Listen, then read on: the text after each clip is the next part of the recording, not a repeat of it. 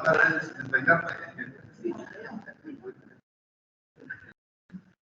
Bueno, pues gracias a todos por venir. ¿Vale? Os presentaba Luis Montellú, es licenciado de Doctor en Biología por la Universidad de Barcelona, investigador del CSIC y vicedirector del CNB, del Centro Nacional de Biotecnología, y además, eso ya es que no me sale, que es el Centro de Investigaciones Biomédicas. ¿Sí qué? El red. Vale, y bueno, ha venido mi patrón un email que si podía asistir a la primera cultural que me dijo por supuesto. Ha venido el tren esta mañana, se va a las 8, o sea que ha dado una charla esta mañana para los chicos y ahora nos da una pequeña para los no tan pequeños. Cambiar algunos al repetido, como Adriana, que se tiene que ir a las 6, que no es porque no la guste, sino porque se tiene que ir. Y alguna otra también se tiene que ir a las 6. Vale, se te dejo eso. Estupendo, muchísimas gracias, genial, muchas gracias a todos vosotros, buenas tardes, por haber decidido venir aquí a hablar o escuchar hablar de un tema que en general la gente suele pensar que esto no va con nosotros, porque las enfermedades raras es algo que siempre le pasa a los demás, ¿no? Por eso son raras, hasta que te pasa, hasta que tienes un hijo o una hija con una enfermedad rara. Entonces deja de ser rara, porque entonces convives con ella 24 horas al día y toda la familia se estructura y gira alrededor de esa enfermedad. Esta es una de las muchas paradojas de las enfermedades raras que quiero compartir con vosotros. Yo tengo el privilegio y la fortuna de haber estado investigando enfermedades raras desde hace más de 30 años, con lo cual he tenido ocasión de convivir con muchas asociaciones de pacientes, convivir con muchas situaciones, con muchas de las enfermedades raras. Las hay más graves, las hay menos graves, las hay desgraciadamente mortales, las hay que discapacitan mínimamente. Hay una enorme variedad, ¿no? Y esto es lo que probablemente ha hecho que nuestra atención con las enfermedades raras pues se resintiera. De hecho, hay un cambio de percepción a principios de este siglo, del siglo XXI, cuando la gente se percata de que sí que es cierto que hay pocos pacientes de cada una de estas enfermedades, pero que globalmente son mucha gente la que está afectada por alguna de estas enfermedades raras. Gente que no es que estuviera expulsada del Sistema Nacional de Salud, pero que no estaba suficientemente atendida. Y esto cambia la percepción y afortunadamente estamos en una situación mucho mejor. Por ejemplo, en el año 2007, lo que Genia os estaba diciendo, en el año 2007, en el Instituto de Salud Carlos III, que como sabéis es una de las instituciones de investigación de este país, dirigida a investigar en salud humana, en el Instituto de Salud Carlos III se crea el CIBER de enfermedades raras, el Centro de Investigación Biomédica en Red. Y esto, si queréis que os diga la verdad, gran parte del éxito es que nos hemos puesto de acuerdo gente que trabajamos y vivimos en diferentes centros, en diferentes ciudades. A veces, para que triunfe una iniciativa, no es necesario hacer un edificio con ladrillos en un sitio determinado y popularlo con gente, con investigadores. A veces simplemente es necesario coordinar las actividades de investigación de gente que hasta ese momento estábamos deslavazados, descoordinados, y que gracias a esta estructura cada uno seguimos en nuestro sitio de trabajo, en nuestra ciudad de España, pero todos unidos formamos esta institución en red que es la investigación en enfermedades raras. Bueno, como os decía, las enfermedades raras son aquellas que afectan a muy pocas personas respecto al total. De hecho, la definición que hacemos de las enfermedades raras es una definición epidemiológica. Aquello que afecta, aquellas enfermedades que afectan a menos de cada una de las 2.000 personas nacidas. Esto se suele presentar a veces como menos de cada 5 de cada 10.000 personas nacidas, que es lo mismo. Claro, esto cuando uno lo ve, esto afecta a muy poca gente. Pero lo siguiente que sabemos de las enfermedades raras es que hay más de 6.000. Y durante muchos años estos números se contemplaron de forma independiente, hasta que alguien los mezcló y dijo, pocos pacientes de cada enfermedad y miles de enfermedades raras, si lo multiplicamos, resulta que para un país como España, de 48 millones de habitantes, nos salen aproximadamente 3 millones de personas que conviven con alguna enfermedad rara. Esto es un 6% de la población. España no es especialmente distinta de cualquier otro país. Este porcentaje se repite en cualquier país que nosotros estemos investigando. Por lo tanto, fijaros que, claro que son raras cada una de ellas, pero globalmente el impacto que tienen en la sociedad es tremendo. 3 millones de personas en nuestro país, 30 millones de personas en Europa, unos 300, 400 millones de personas en todo el mundo. Esto es el impacto de las enfermedades raras. Las que son raras son las enfermedades, no las personas, no nos olvidemos. Este es un ejemplo más de una mala traducción del inglés, que ya es irreversible. La palabra rare disease, en inglés, el concepto de rare es un concepto poblacional, es un concepto estadístico, mientras que la palabra rara en español es un concepto que nos asocia a extrañeza, a rareza. Y entonces es que no tienen nada de raro. Cuando hablas con muchas personas que conviven con una de estas patologías, lo primero que te dicen, cuidado, yo no soy raro.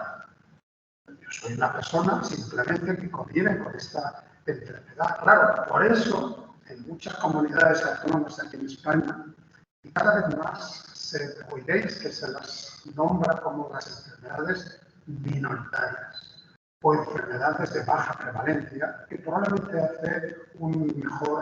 describe mucho mejor de lo que se trata. Claro, un 6% de la población es un número difícil, porque si digo un 10%, esto es muy fácil, esto es como salir de compras en rebajas, ¿no? Una cosa que vale 100, 10% vale 90, chimpú, ya está. Esto lo hacemos inmediatamente, ¿no? Un 6% ya nos cuesta un poquito más. Yo lo que suelo hacer es cuando, por ejemplo, estoy en Madrid, en Madrid hay, según los datos últimos del ayuntamiento, unos 3.280.000 personas.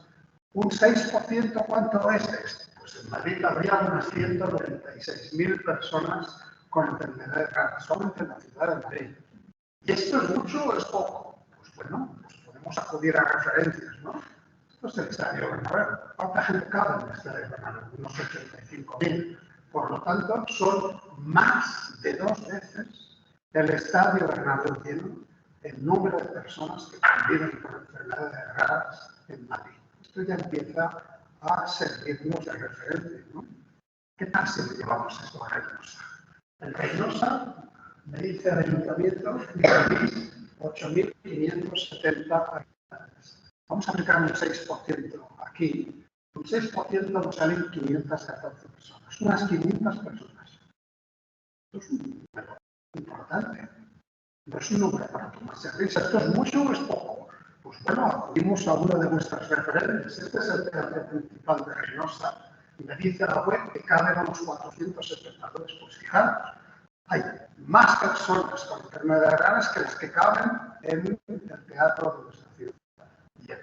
Por lo tanto, fijaros que esto nos da idea de proximidad y de lo que realmente representa estas enfermedades raras. Pero si queréis aprenderos un número que no os vais a olvidar jamás en relación a las enfermedades raras, cuando salgáis a la calle, una de cada 15 personas con quienes os vais a cruzar puede ser una persona que tenga una enfermedad rara. Esto es matemático. Aquí somos más de 15 personas, por lo tanto aquí seguro que hay alguna persona que convivimos con alguna enfermedad rara. Yo puedo tener una enfermedad rara y no, vosotros no os dais cuenta. Yo puedo ser católico, como lo es mi hijo, o puedo tener un nivel de colesterol elevado, pero si no os enseño ni el análisis de sangre no lo vais a percibir. En cambio, si yo tengo una ausencia de alimentación, como son las personas con albinismo, que es lo que yo investigo en el laboratorio, pues lo vais a ver enseguida, ¿no? En definitiva, no todas las enfermedades raras tienen una traslación, una visualización de una forma tan evidente. Si seguís las noticias sobre enfermedades raras que frecuentemente aparecen en los sabréis que alguien dice, no, 6.000 enfermedades, el día de las enfermedades más de 7.000, existen entre 5.000 y 8.000. Realmente vais a llegar a pensar, pero esta gente no sabe contar. ¿Qué pasa? ¿Que no saben cuántas enfermedades son más que investigan? Bueno, la respuesta es un poquito más compleja, porque la definición de raras es una definición estadística y no nos ponemos de acuerdo en el mundo. Por ejemplo, en Europa os he dicho que es menos de una de cada 2.000, pero en Estados Unidos es aquello que afecta a menos de 200.000 norteamericanos. Si esto lo transformamos en una relación, es una de cada 1.700, por lo tanto, ahí las enfermedades raras son menos raras. Fijaros en Japón. En Japón es todo aquello que afecta a menos de 50.000 japoneses, que traducido con su población actual es una de cada 2.500, con lo cual ahí las enfermedades raras son más raras. Por lo tanto, en función de donde estemos, las vamos a contemplar. Y luego tenemos una serie de modificaciones que alteran cómo sumamos las enfermedades raras. Yo trabajo en albinismo, luego os hablaré un poco más de albinismo. Pero albinismo podéis pensar, no sé, ¿cuántos tipos de albinismo creéis que hay? Hay 22. Hay 22 genes. Esto parecía una enfermedad, una condición genética muy sencilla de explicar, y resulta que es genéticamente muy compleja. Hay 22 genes que cuando dejan de funcionar dan lugar a otros tantos tipos de albinismo. Si yo contabilizo albinismo, ¿cómo lo cuento? ¿Lo cuento como 1 o lo cuento como 22? Y fijaros que también qué pasa, ¿no? Muchas veces podemos jugar a la lotería, nos toca el gordo, la semana siguiente compramos otro décimo, nos vuelve a tocar. Esto es muy frecuente, pero no es imposible. Y uno puede pensar, tenemos 20.000 genes. Hay veces que un gen deja de funcionar, pero no es imposible que tengas un segundo gen que también empieza a afectar a suyas y deje de funcionar. Tú tienes un gen afectado X que produce la enfermedad X. Luego tienes un gen afectado Y que produce la enfermedad Y. Y pueden ser más o menos solapantes en cuanto a síntomas. Y de repente se llega una persona que tiene el gen X y Y afectados y que el complejo grupo de síntomas le lleva al investigador o al médico que la atiende a describir esta enfermedad de forma distinta a estas dos anteriores. Y dice, esta señora tiene la enfermedad Z. En realidad no tiene la enfermedad Z. Este es un señor que tiene la enfermedad X y la enfermedad Y. Pero si lo hemos contabilizado así, habremos añadido una enfermedad rara. Por lo tanto, fijaros que esto es muy variable. Por eso, si queréis mi consejo, cuando refiráis a enfermedades raras, para no equivocaros, es decir, más de 6.000. Más de 6.000 es probablemente el número más ajustado. Otro número que nos recuerda que esto no tiene nada de raro es el porcentaje de recién nacidos que nacen con alguna enfermedad rara. Fijaros que pone aquí, de un 2 a un 3%. ¿Esto os parece mucho o os parece poco? Me parece muchísimo. Un 2 o un 3%. Acordaros la mortalidad asociada al coronavirus del COVID-19 y el desastre que causó. El coronavirus llevaba a la mortalidad un 1% de las personas infectadas y los millones que se llevó por delante. De un 2 a un 3% de los niños y niñas que nacen con alguna enfermedad. De hecho, la mayor parte de enfermedades que se reportan son las que acuden y aparecen en los periódicos, en la radio y en la prensa, ¿no? Mi hijo es el único paciente de toda España que tiene esta enfermedad, este síndrome. Solamente hay 3 personas en Cantabria que tengan esta enfermedad.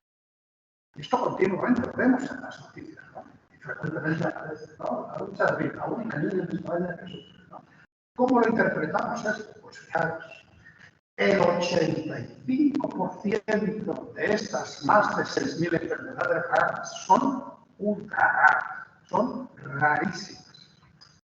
Afectan a menos de una de cada 1 millón de personas. Tenemos 48 millones de personas, pues aquellos que afecten a 10, 20, 30, 40, 50 pacientes en todo el país. Por ejemplo, la porogenia.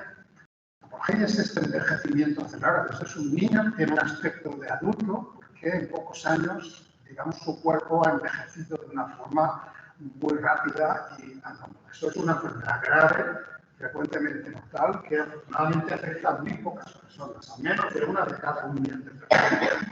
Por otro lado, lo que sabemos es que el 80% de todos los pacientes que conviven con alguna enfermedad rara lo son de apenas 149. O sea, de las más de 6.000, hay 149 que, siendo raras, son las que agrupan la mayor parte de pacientes. Y entre estas enfermedades están algunas de las más, entre comillas, conocidas. La fibrosis quística. La fibrosis quística es la más común de las raras, o la más rara de las comunes, la frontera, porque afecta aproximadamente una de cada 2.000 a 6.000 personas. Estas problemas respiratorios, problemas intestinales, es un problema que acaba con una fibrosis pulmonar, que si no con moco, que se interrumpe la circulación aérea, que si no se puede resolver, esto no tiene otra solución que un trasplante de pulmón. Cada vez hay más tratamientos que se han desarrollado para la fibrosis quística. La fenilcetonuria, que es una enfermedad metabólica en la cual una enzima deja de funcionar y se acumulan una serie de metabolitos que son neurotóxicos, que acaban degradando la función cerebral y que se puede intervenir, porque si tú dejas de administrarle a tu niño que ha sido diagnosticado de fenilcetonuria con una serie de ingredientes en la dieta, no vas a generar esa neurotoxicidad y esa persona va a tener una existencia como la de cualquier otro niño, pero tienes que detectarlo y tienes que hacerlo lo antes posible. O la cromatopsia, que no es un daltonismo. La cromatopsia son aquellas personas que no perciben ningún tipo de color. Su retina solamente procesa señales de luz. Luz blanca o luz negra. Por lo tanto, todo lo ven en blanco y negro, ¿no? Y estas tres y otras muchas más enfermedades son las que están detectadas en la prueba del talón, que es el cribado neonatal que todos nuestros recién nacidos pues tienen ocasión, ¿no?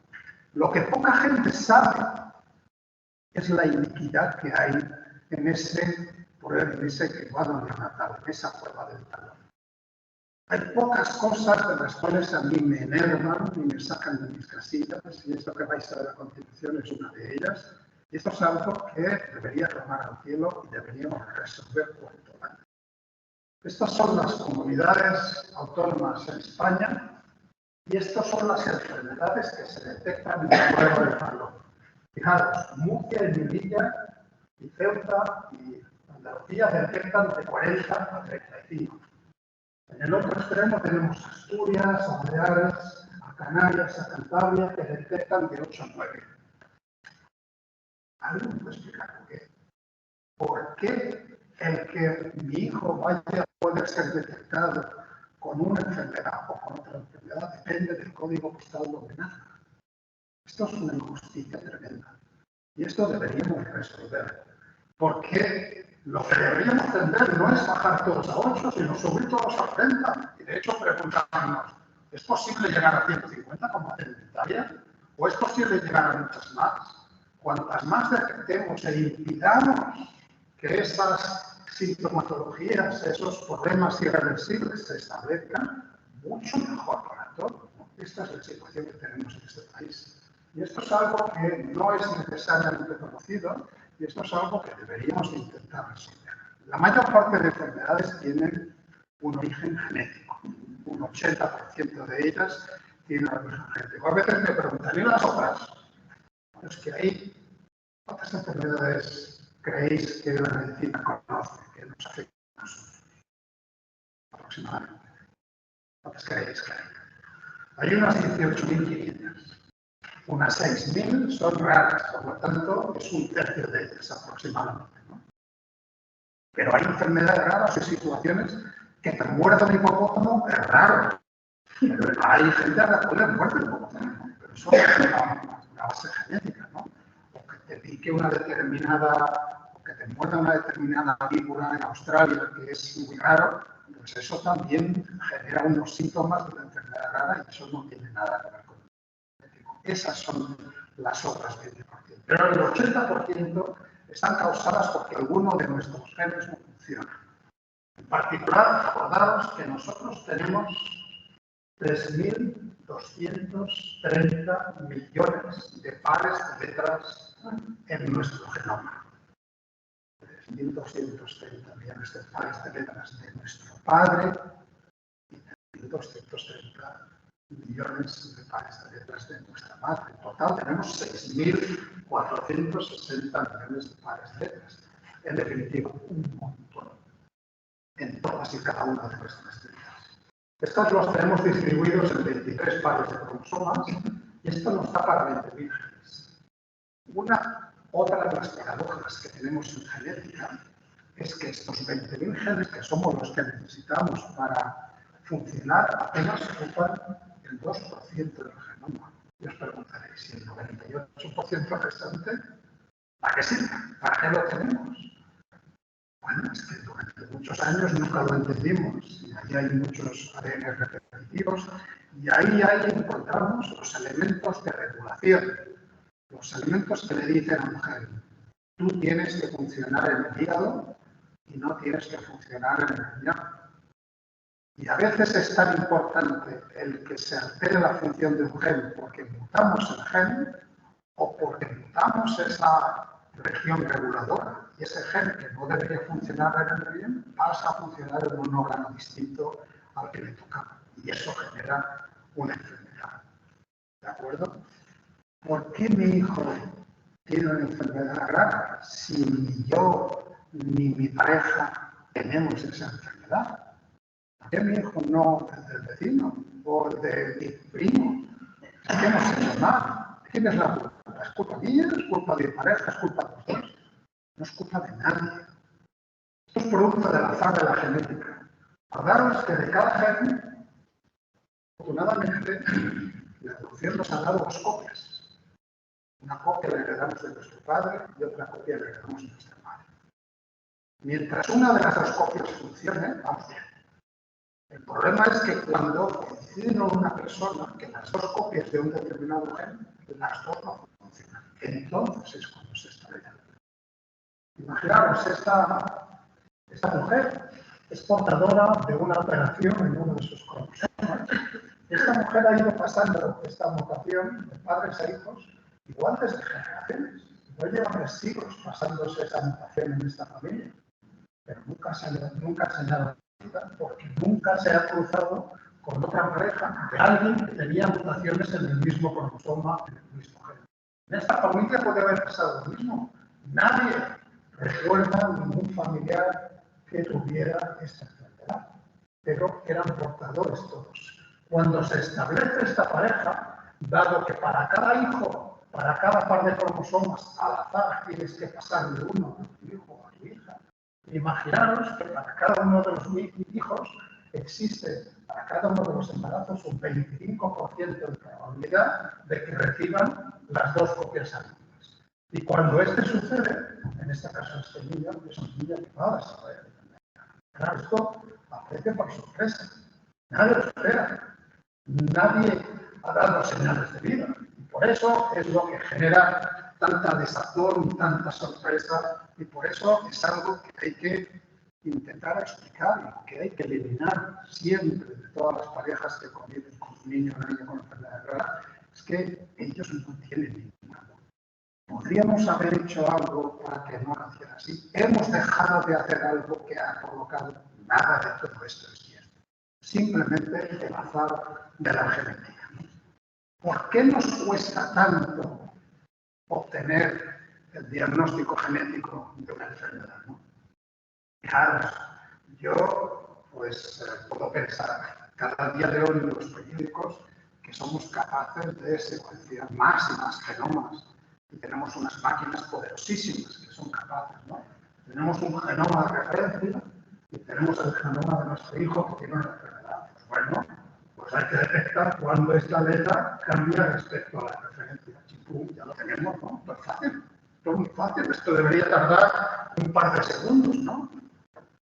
Es un poquito más complicado. ¿Sabéis cuánto tardamos en España en obtener un diagnóstico genético en promedio? 5 años. 5 años. ¿Por qué tardamos 5 años? ¿Qué pasa? Que no sabemos. Que los franceses lo hacen mejor que nosotros somos tontos aquí en España. ¿No? Fijaros, cualquiera de nosotros en esta sala, tomados dos a dos, esas dos chicas, no os dejéis llevar por el aspecto externo que tengan. El aspecto externo es muy escandaloso, pero nos confunde. El hecho de que esta persona tenga la piel más oscura que esta es producto de un solo gen o de dos genes. Apenas uno o dos genes que son suficientes para oscurecer la piel o para aclarar la piel. Por lo tanto, cualquier persona con otra, con independencia de su aspecto externo, se parece al 99,9%. Por lo tanto, nos diferenciamos a 0,1%. 0,1% de los 3.230 millones de letras, que son 3,2 millones del padre y 3,2 millones de la madre. Por lo tanto, entre Genia y yo hay de 3 a 6 millones de letras distintas. No hay una sola. Hay de 3 a 6 millones de letras. Una de ellas es la causante del problema. ¿Cuál es la de? Este es el problema. Tenemos que hacer experimentos. Tenemos que descubrir cuál de estas 3 a 6 millones es la causante del problema. Porque nos enfrentamos a situaciones, por ejemplo, de los tantos tipos de albinismo. Esto es lo que hacemos en el laboratorio. Esta es una figura que está en España. Hay unos tipos más frecuentes que otros. Pero fijaros lo que dice aquí. Hay un 30 o un 40% de los pacientes que clínicamente sabemos que tienen esa enfermedad rara, pero que somos incapaces de detectarla. ¿Por qué? Porque no hemos logrado dar con esa letra que es la que, o letras que son las responsables, ¿no? Claro, durante muchos años hemos estado utilizando el genoma humano de referencia.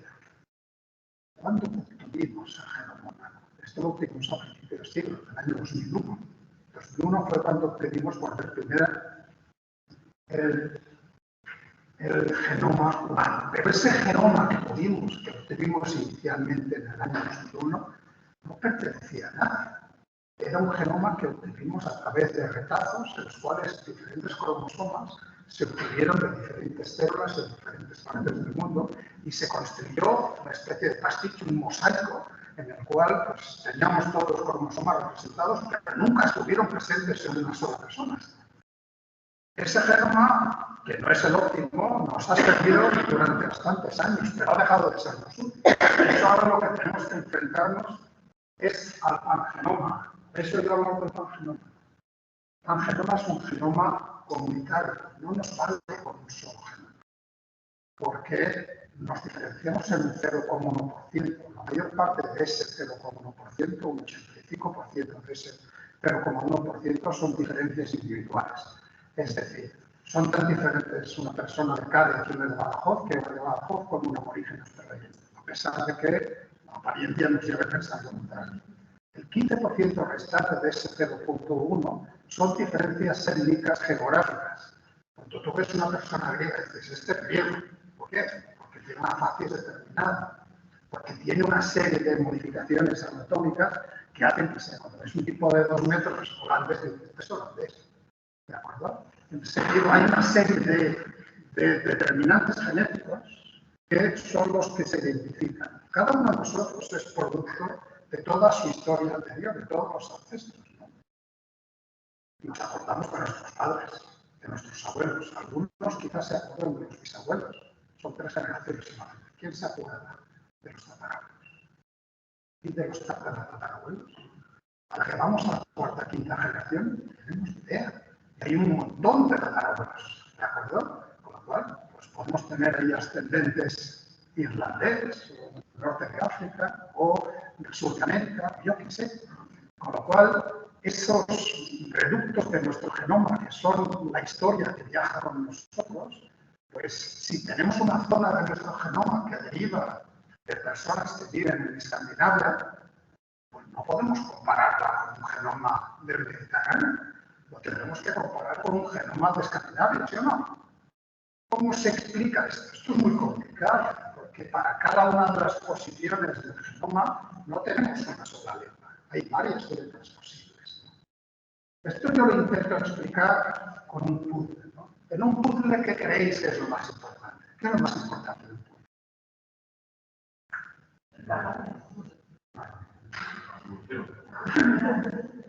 la foto. Lo que tenemos que reproducir es lo más importante. Pues imaginaros que tenemos que reconstruir un puzzle, pero no con una foto, sino con 20, con 30 o con 300 fotos. Diferentes partes del puzzle están ilustradas en diferentes fotografías.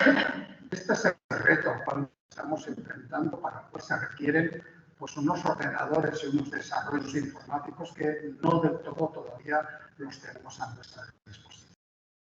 Porque, por ejemplo, si yo estoy usando de genoma de referencia un genoma incorrecto, esa letra que sería la que es causante de la enfermedad de mi hijo está anotada como una letra de referencia, yo no la voy a ver distinta. Si está anotada una T y esa T es la que hace que mi hijo tenga esa enfermedad de Cote, el ordenador va a decir, esto está bien. En cambio, resulta que si lo comparara con el genoma que le corresponde a esa zona del genoma, igual ahí debería haber una A, con lo cual la A con la T ya le vería como diferente. Con lo cual, fijaros que el seleccionar a qué genoma estamos comparando nos va a permitir diagnosticar más rápido o más lento. Estoy dedicando un poquito más de tiempo, porque esto es algo que cuesta mucho entender a las familias, ¿no? Nosotros ofertamos diagnóstico genético gratuito desde nuestro laboratorio en las enfermedades raras que trabajamos. Las familias muy colaborativas colaboran, pero la semana siguiente me están llamando. ¿Cuál es el resultado? Claro, entonces, no es que estamos justo empezando. Y claro, al mes siguiente, a los 6 meses, doctor, ¿qué pasó con ese análisis? Es que todavía no lo sabemos, ¿no? A los 3 años, es que todavía no lo sabemos, ¿no? Claro, tenemos que hacer experimentos.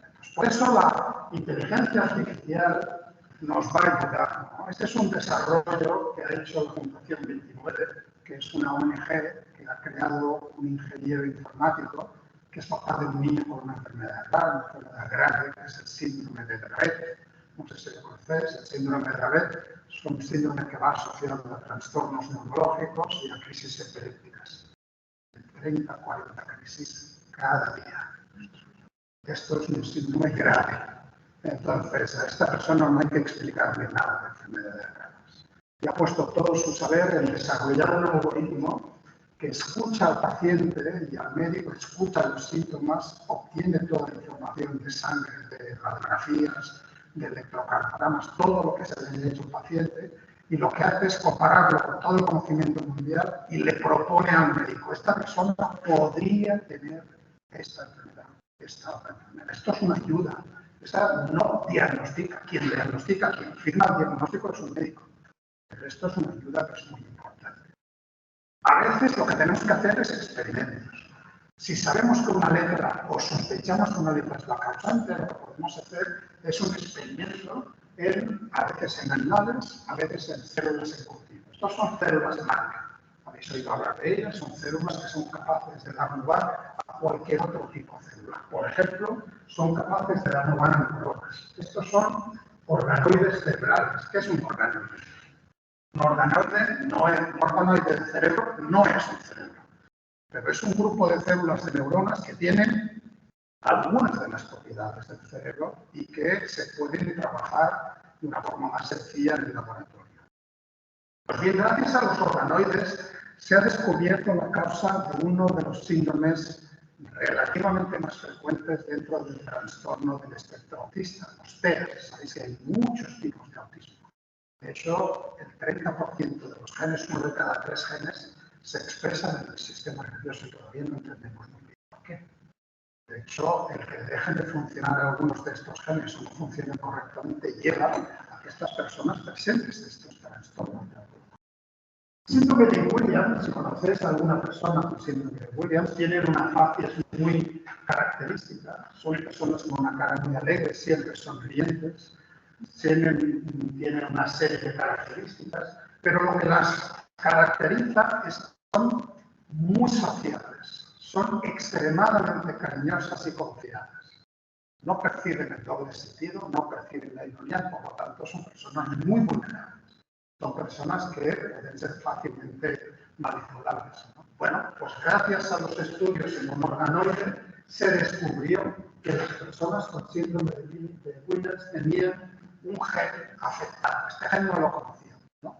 Pero la sorpresa luego, porque resulta que este mismo gen mutado es el que tiene todas las razas de perro que consideramos amigables sociales. Los perros que no son agresivos, los perros que tenemos en casa, que les hacen fiestas a todas las personas, que no ladran. Resulta que estos perros tienen síndrome de Williams y no lo sabíamos. Fijaros, este es el labrador, quizá una de las razas de perros más amigables. Hay muchas personas que tienen niños pequeños y labradores en casa. Y ahora sabemos por qué son tan sociales, ¿no? Porque tienen una mutación. Otros perros, no tienen esa mutación y evidentemente no son tan sociables. Podemos hacer experimentos con ratones o con peces cebra, son nuestros dos modelos principales de laboratorio.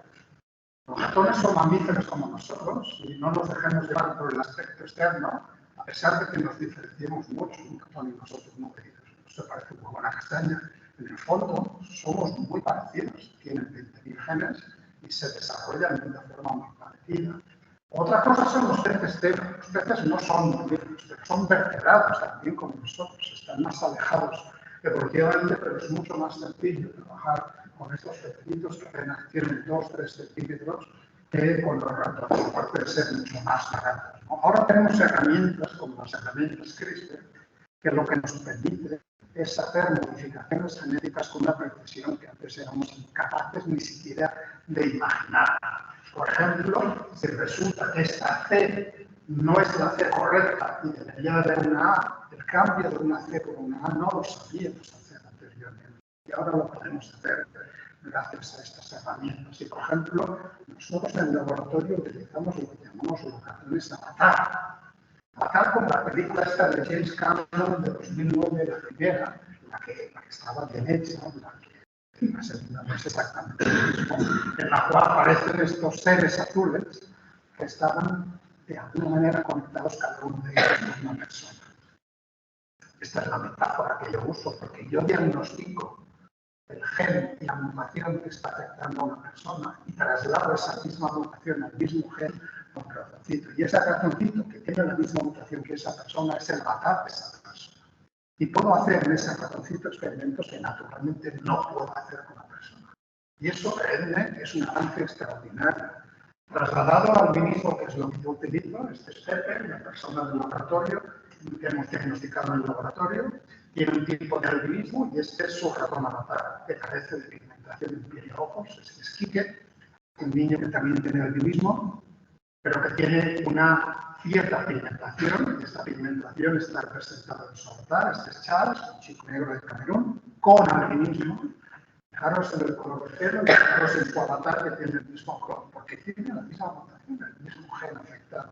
Y esta es Patti, una persona que tiene una mutación distinta. Patti es la que quizá reconozcáis, porque es la que aparece cada día después del meridiano de la noche, es la que nos dice el cupón de la ONCE que está premiado, ¿no? Patti la diagnosticamos nosotros en el laboratorio y este es su ratón avatar. ¿Qué hacemos con todos estos? Pues validar tratamientos, ¿no? Pequeñas moléculas que químicamente pensamos que pueden servir para aliviar o curar los síntomas de esa enfermedad, o lo que es más importante, el reposicionamiento de fármacos. Fármacos que en su día fueron aprobados para una indicación, para una enfermedad, pero que con el paso del tiempo hemos aprendido que pueden servir para otras indicaciones. Y esto ocurre muchas veces. Esto es una bendición, porque resulta que las pruebas de seguridad de ese medicamento ya las ha pasado. Por lo tanto, la aprobación para la segunda indicación es mucho más sencilla. Pero antes de hacerlo, de correr el riesgo de que sea contraproducente con los pacientes, podemos probarlo esto en su ratón avatar. Pregunta también que aparece con las familias. ¿Esto que le pasa a mí, me pasa solamente a mí? ¿O hay alguien más en el mundo que le pase algo parecido a nosotros? Claro, para eso contamos con las asociaciones de pacientes, que son importantísimas, porque son las del motor, las que han promovido. Puedo pedirle dinero al Ministerio de Ciencia para hacer un trabajo de enfermedades raras, si me lo dan o no, en función de si está bien escrito o está bien desarrollado. Pero es muy distinto si yo pido este dinero para investigar de la mano de una asociación que me apoya y que le dice al ministerio, usted tiene que darle dinero a este señor, a este laboratorio, porque aquí tenemos un colectivo de personas que dependemos de su investigación para que en algún momento se encuentre alguna terapia. Es muy distinto. Por lo tanto, yo apoyo a las asociaciones intentando contarles con humildad y con transparencia lo que sabemos y lo que no sabemos de la enfermedad, pero las asociaciones me apoyan a mí para que yo pueda seguir investigando. Tenemos diferentes asociaciones en España, a nivel global tenemos una federación, que es FEDER, que es la Federación Española de Enfermedades Raras. Esta, por ejemplo, para que veáis, es la reunión que mantuvimos en San Juan de Alicante en octubre, la asociación ALBA que creamos en 2006. Digo creamos porque yo también soy socio y fundador. Y aquí veréis que hay, si las contáis, hay unas 50 personas con albinismo y sus familias, ¿no? 50 personas con albinismo. El albinismo tiene una frecuencia en la población de 1 de cada 20.000. Para yo encontrar 50 personas con albinismo, tendría que haber revisado 1 millón de personas. Esto es prácticamente imposible. En cambio, voy a San Juan y gracias a la organización de esta asociación de pacientes, de toda España han venido 50 personas con albinismo que coinciden en ello. De muchas de ellas yo tengo su diagnóstico y me llevo a mis estudiantes y a mis colaboradores y podemos investigar lo que no está en los libros. Un dermatólogo, un oftalmólogo que está en cualquier hospital, a lo largo de su vida profesional, podrá haber 1, 2, quizá 3 personas con albinismo, si tiene suerte. Yo en un día veo a 50. Y esto no tiene precio. Creedme que esto es una riqueza incalculable. Por eso yo estoy inmensamente agradecido a la labor que hacen las asociaciones de pacientes. ¿Hay alguien que esté investigando lo que pasa a mi hijo? Esto es una pregunta. Son tantas miles de enfermedades, cuando hay muchas fuentes de información, hay fuentes de información de publicaciones científicas que uno puede investigar y a través de las publicaciones detectar autores que trabajan en la enfermedad de nuestro hijo. Tenemos una base de datos que está en diferentes idiomas, también en español, o alfabeto, que podemos utilizar para saber todo lo que se sabe de esa enfermedad. Hay otra base de datos que está en inglés, pero no os preocupéis, le dais un botoncito en nuestro navegador, en el ordenador y se lo traduce a castellano. Me refiero que no tiene que ser un impedimento el hecho de este inglés. Y lo que tenemos en el CIDER, y esto es poco conocido y por eso le tengo aquí, es una aplicación que se llama MAPRA, que es el mapa de las enfermedades raras, en el cual básicamente ponemos aquí el nombre de la enfermedad y nos va a decir cuántos investigadores hay en España o ha habido en España en los últimos años que han estado investigando esta enfermedad y dónde están y sus direcciones de contacto. Con lo cual yo inmediatamente voy a saber, esta es una enfermedad rarísima que hay poca gente que lo investiga, pero hay un tipo o hay una tipa que está en la Universidad de Laguna, en Tenerife, que es la que está investigando. Yo puedo contactar directamente con esta persona. ¿Hay alguna terapia? ¿Hay algún tratamiento, algún ensayo clínico que lo pueda incorporar al hijo? Claro. Depende de cómo queráis ver la botella, si medio llena o medio vacía.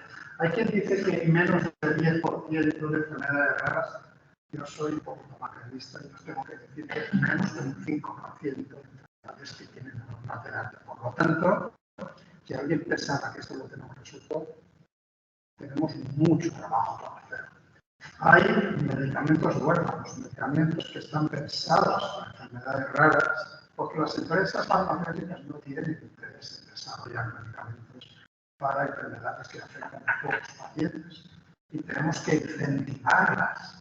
¿Cómo las podemos incentivar? Pues reduciendo la carga administrativa, ampliándoles los años de cobertura, poniéndoles más facilidades para que puedan aprobar. Y estos son los medicamentos huérfanos. Podemos reposicionar pequeñas moléculas, podemos hacer terapias avanzadas, terapias génicas. Y claro, para eso tenemos que desarrollar un medicamento. Todos hemos hecho un máster en el desarrollo de medicamentos de vacunas tras la pandemia. Esto sabía muy poca gente, esto lo sabe casi todo el mundo. No, vamos a recordarlo, ¿no? ¿Cómo se desarrolla un medicamento? Alguien se le ocurre una idea, se investiga primero en el laboratorio, luego se valida en pequeños animales y finalmente se empieza un ensayo clínico. La primera fase validamos la seguridad, no hacer más daño que el que queremos nosotros solventar. La segunda fase es la eficacia, que sirva para algo, que sabemos que no hace daño, pero sirve para algo. Y la tercera ya evaluamos la dosis, la administración, y es entonces cuando se puede probar. Luego hay una fase 4 que a veces nos olvidamos, que es la fase que se llama de farmacovigilancia. El medicamento está aprobado, se está administrando, pero tenemos que estar atentos, porque igual lo hemos probado en 1000 personas, pero resulta que cuando llega a 20.000 o a 30.000 personas tratadas, empiezan a aparecer efectos secundarios que no habían aparecido en 1000, y entonces igual tenemos que detener esa terapia, y esto ocurre en la fase 4. Hay un montón, hay más de 60, de 90, casi 100 ensayos que ya están usando estas herramientas de edición genética de las cuales os hablaba, ¿no? Como por ejemplo las que se utilizan en cánceres raros, cánceres que ahora pueden ser tratados por la inmunoterapia. Sabéis que la inmunoterapia es uno de los tratamientos que ha revolucionado el cáncer. Cáncer hasta ahora solamente teníamos como 3 maneras de atajarlo. Primero, cirugía, retiramos el tumor. En segundo lugar, la quimioterapia. Matamos a las células, pero matamos a las buenas y a las malas, problema. En tercer lugar, la radioterapia. La radioterapia tampoco es muy selectiva. Matamos a las células malas, pero también a algunas de las buenas, ¿no? La inmunoterapia lo que persigue es potenciar el sistema inmunitario del paciente con cáncer para que sean sus propias células de defensa las que ataquen más agresivamente a las células cancerosas. Y esto lo conseguimos eliminando un freno de mano que tenemos todos, que se llama PD1, es un gen. Y este gen lo podemos detener, lo podemos inactivar mediante CRISPR. Y al detenerlo, el sistema inmunitario se exacerba y es más agresivo y lucha más eficazmente contra las células cancerosas. No lo consigue con todos los pacientes, pero hay muchos pacientes que se benefician actualmente de la inmunoterapia, y uno de ellos es esta paciente británica, Lisa, que estaba quejada de una leucemia linfoblástica aguda. Es una enfermedad de la sangre muy grave que no tiene tratamiento, esa persona iba a morir sí o sí, y que gracias a un tratamiento basado en CRISPR, pues finalmente siguió adelante. Yo quiero resaltar que lo que curó a Lisa apareció primero en las publicaciones científicas en el año 2016, y en apenas 6 años, a Lisa la trataron en mayo de 2022, en apenas 6 años acabó directamente con la enfermedad que tenía Lisa. Cuando veis que los desarrollos a veces que tardan 10, 15, 20 años, bueno, esto depende. En este caso, fijaos, en 6 años hemos pasado de alguien que se le ocurra una idea a convertirlo en una realidad y en tratar. Enfermedades raras, por ejemplo, como esta que se llama la transtiretina, la amiloidosis por transtiretina, es otro de los nombres raros que cuando la primera vez que te dicen, cuando te afecta, pues dices, ¿esto qué es? Pues bueno, resulta que es una enfermedad que cursa por la acumulación de una proteína que está codificada como gen, que se llama PTR. Y lo que tenemos que hacer para atajar esta enfermedad es inactivar este gen. Y esto lo podemos hacer, pues en este caso, con estos tratamientos con CRISPR, en las cuales ponemos una bolita de grasa que tiene los elementos terapéuticos de CRISPR, lo probamos en macacos, lo probamos en primates no humanos y funciona porque baja la concentración del gen. Solamente lo damos una vez y se mantiene durante un año los valores bajos, y lo que es más importante, llega hasta las personas. Este es uno de los primeros pacientes tratados. Estos son ejemplos de que esto está llegando a la clínica, ¿no? Esto también está llegando a la clínica en otra enfermedad rara, que es la anemia falciforme. La anemia falciforme es la que afecta a 400.000 personas cada año. Y en una prevalencia en la sociedad de 1 de cada 5.000 o 10.000. Es rara, pero en cambio afecta a mucha gente. 300.000 de ellas solamente en África, ¿no? En la anemia falciforme, lo que está afectada es la hemoglobina. La hemoglobina es la proteína que usamos para transportar el oxígeno del pulmón al resto del cuerpo. La hemoglobina está formada por 4 cadenas de proteínas, 2 alfas y 2 betas, que están codificadas por 2 genes distintos, el gen alfa y el gen beta. El gen beta es el que suele estar mutado en la anemia falciforme, y entonces esas 2 alfas con las 2 betas mutadas generan una hemoglobina que no funciona tan bien. que no transfieren oxígeno también, por lo tanto las personas tienen que acudir constantemente a hacer transfusiones. Constantemente quiere decir 3, 4, 5 veces cada mes. Esto es una calidad de vida muy baja. Pero es que además resulta que esa beta mutada se aprotona, genera complejos, genera polímeros, y esto hace cambiar la forma del hemadí, del glóbulo rojo. Y de tener la forma esta de donut, que todos recordamos, pasa a tener esa forma como de hoz, como de media luna, que colapsa y pues clausura muchos de los capilares, generando embolias por todo el cuerpo. Claro, no hay nada peor que tener embolias por todo el cuerpo. Una embolia en el corazón es un infarto de miocardio, una embolia en el cerebro es un ictus. Estas personas tienen un riesgo de embolias tremendo, ¿no? Entonces, lo que se le ocurrió a un investigador fue sustituir esta beta por una variante que es la que tenemos cuando nos estamos desarrollando como fetos. Nuestra hemoglobina fetal tiene 2 cadenas alfa y 2 cadenas gamma. El gen se apaga, pero se apaga porque hay alguien que lo apaga. Y ese alguien que lo apaga lo podemos inactivar de tal manera que esa gamma, en lugar de desaparecer, sigue existiendo en la vida adulta y es capaz de sustituir a la beta mutada. Y esto es lo que ha ocurrido con esta señora, esta es Victoria Gray. Victoria Gray, que fue la primera persona del mundo con anemia falciforme tratada. Se trató una sola vez y esta persona está curada de por vida. Ya no necesita más transfusiones, ya no necesita temer por ninguna más embolia. Yo la conocí el año pasado en un meeting que tuvo lugar en Londres, el 6 de marzo pasado, y esta es una foto que hice, como contaba a los amigos esta mañana, tiene un semblante preocupado. Y no es que yo haya hecho la foto así específicamente, es que allí nos enteramos, porque ya había recibido este tratamiento en un ensayo clínico, ahí nos enteramos de lo que iba a costar este tratamiento. Lo que iba a costar este tratamiento es 2 millones de euros por paciente. ¿Cómo os quedáis? 400.000 personas que nacen al año con esta enfermedad. ¿Vosotros creéis que estas 400.000 personas van a tener acceso a esta terapia? Las 300.000 que están en África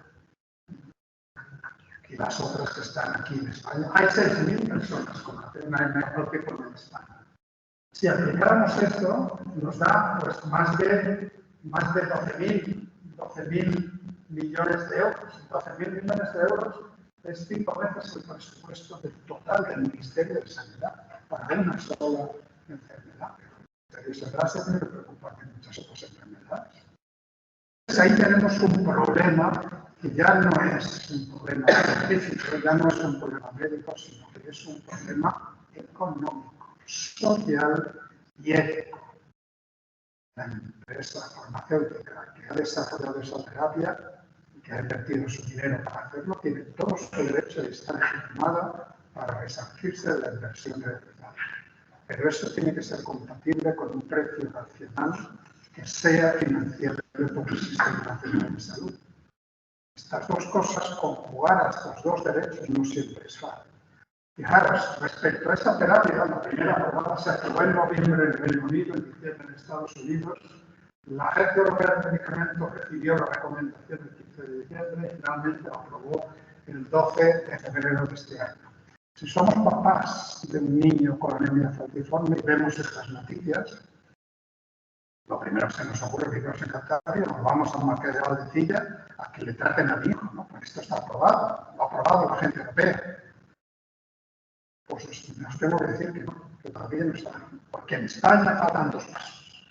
En España nos falta la aprobación que todavía no se ha logrado de la Agencia del Medicamento y Productos Sanitarios, y lo que es peor, nos falta pasar la Comisión Interministerial de Precios del Ministerio de Sanidad, que es la que fija el precio al cual se va a administrar un determinado medicamento. En España, si un medicamento no tiene precio, no se puede administrar, ni en la farmacia, ni en un recinto hospitalario. Esto puede tardar meses, porque claro, la empresa dice, yo quiero tratar a los pacientes a no sé cuántos millones de euros. Y el Ministerio de Sanidad va a decir, yo te puedo pagar por paciente estos miles de euros. Y hasta que se llega a un acuerdo, pues para pasar el tiempo que sea necesario. Y durante ese tiempo, pues estas familias que podrían haber tenido acceso a estos medicamentos, pues no van a tener acceso. Con lo cual, al laboratorio le interesa rebajar un poco el precio, pero si no lo es, pues esto es lo que la lógica nos llevaría a pensar. Pero ¿sabes lo que hacen estas empresas, algunas de ellas? Esto ha ocurrido tristemente en algunos países en Europa. Cuando no llegan a un acuerdo, ¿sabes lo que hacen? Retiran la solicitud de aprobación. No, vamos. Me voy a Estados Unidos y a Reino Unido, que los tengo aprobados. En España esto me está causando problemas porque no llego a un acuerdo con el Ministerio de Sanidad. Y esto es lo que sucede. Con lo cual hay que llegar a un acuerdo. A la empresa, pues hasta cierto punto, claro que le interesa también llegar a un acuerdo, pero piensa que en España, afortunadamente, quien tiene los pacientes son las consejerías de sanidad, de alguna manera coordinadas por el Ministerio de Sanidad, y quien tiene la terapia es la empresa, con lo cual unos se necesitan a los otros, y esto es lo que tiene que hacer esta comisión. Dejadme acabar con una cosa importante, que es algo que también frecuentemente aparece en las discusiones. ¿Podemos evitar el nacimiento de niños con enfermedades raras? Claro, os he dicho, hay enfermedades raras muy diferentes. Hay enfermedades raras, por ejemplo, mitocondriales, que postran a los niños en una silla de ruedas con una discapacidad motora y discapacidad intelectual, que son terribles, que frecuentemente los niños mueren antes de cumplir 5, 6, 7, 8, 10 años. Claro, esto es terrible para el niño y para la familia. Si pudiéramos evitar el nacimiento de estos niños, pues casi que sería un imperativo moral, ¿no? Filosóficamente, si podemos hacer algo que va en beneficio para la sociedad, deberíamos hacerlo, ¿no? Y por eso existe el diagnóstico genético preimplantatorio. Pero lo que pasa es que no es posible tener la certeza absoluta. Y esto es algo que tenemos que grabarnos a fuego. Todos hemos aprendido en genética que si tenemos el gen intacto estamos sanos, si tenemos el gen mutado estamos enfermos. ¿Qué os parece si os digo que hay personas que tienen el gen intacto pero en cambio están enfermas? ¿Cómo lo explicamos? Pues lo explicamos porque resulta que tenemos que admitir que no saben nosotros. Tenemos que admitir que quizá hay otros genes que causan esta enfermedad que todavía no hemos conocido. Y lo que es peor, podemos tener personas que tienen el gen mutado, pero que en cambio nunca van a desarrollar la enfermedad. ¿Por qué? Porque quizá la combinación genética que les ha tocado en el azar, en la ruleta de la vida, hace que sean resistentes a esa mutación. Y ahora os pongo en el siguiente reto. Nosotros habríamos detectado este embrión como mutado causante de una enfermedad grave. Y habíamos decidido que este embrión no deberíamos gestarlo ni implantarlo. En cambio, no sabemos, no tenemos la certeza absoluta si este embrión, una vez implantado, iba a desarrollar la enfermedad o no. ¿Qué hacemos? Por lo tanto, fijaros que en estos casos puede haber un gen mutado que es el que causa. Claro, muchas enfermedades raras son compatibles con una calidad de vida aceptable, reducida pero aceptable. Todos las tenemos que poner en el mismo saco.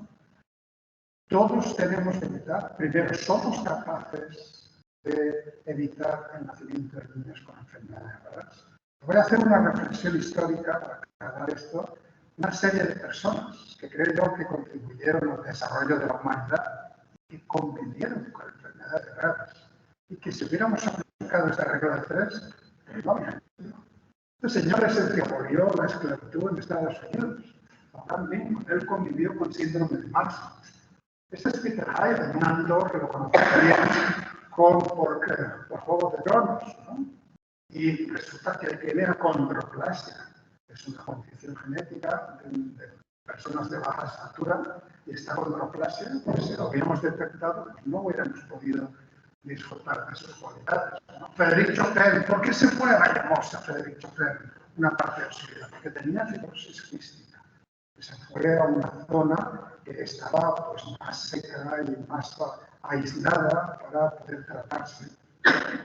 Si hubiéramos decidido que no naciera el embrión que daría lugar a Frédéric Chopin, pues no disfrutaríamos de sus nocturnos, ¿no? Carla Chaparro es una periodista que convive con el síndrome de Meniere. sabéis lo que es el síndrome de Meniere, ¿no? Este pitido constante que no te lo puedes quitar de encima, que es muy, muy fastidioso, ¿no? Maurice Ravel.